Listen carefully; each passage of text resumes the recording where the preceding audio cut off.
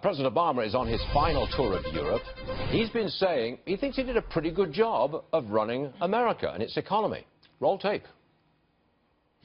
The problem was I couldn't convince a Republican Congress to pass a lot of them. Now, having said that,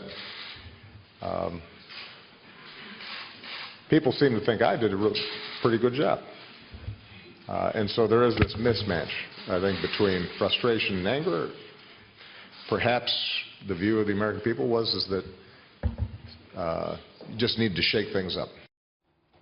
How about that? He did a pretty good job, but it would have been better if it wasn't for those wicked Republicans. Okay, come on in, please. Nick Sargen, author of the book Global Shocks.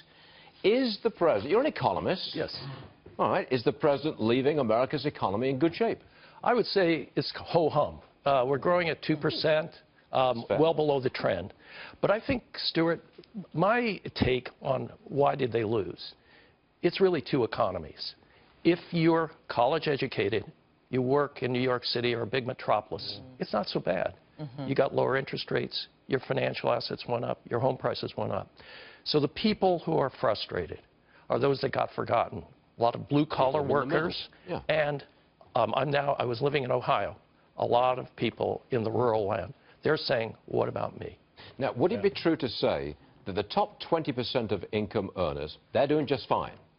The bottom 20% of poor people have been pretty well supported by this administration.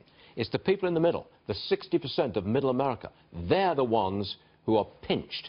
They're the ones who are hurting. Is that reasonably accurate? I think to some extent. In other words, I think if you're middle income, what do you have to do?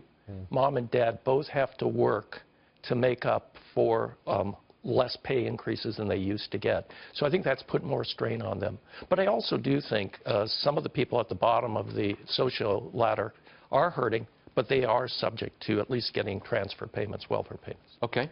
I've got a strong opinion on Donald Trump, incoming president.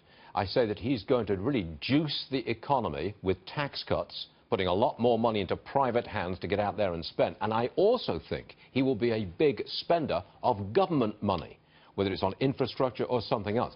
Bottom line, the man will spend an enormous amount of stimulus in America's economy. Am I right? Yes. And I would say, you know, we've seen this story before with Ronald Reagan. The supply-side tax cuts boosted the economy, the reduction of regulatory burden. Those were the positives. But Reagan wanted to control spending. He increased military, but he couldn't get the Democrats to go along on social spending.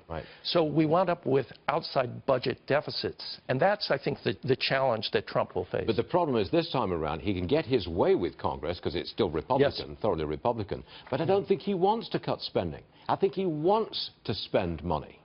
No, I believe that's true, and there's not a problem on the military or on the infrastructure. The real issue that Paul Ryan's got to convince him, Mr. President, if we don't rein in the entitlements program, even before you're in office, the budget deficit will balloon in the out years. So if we go massively on spending tax cuts, it's going to be much bigger. It is. Nick Sargen, you talk so much sense. You're an economist. That was all right. Thank you very much indeed. Thank you. Come again soon, please. Thank you.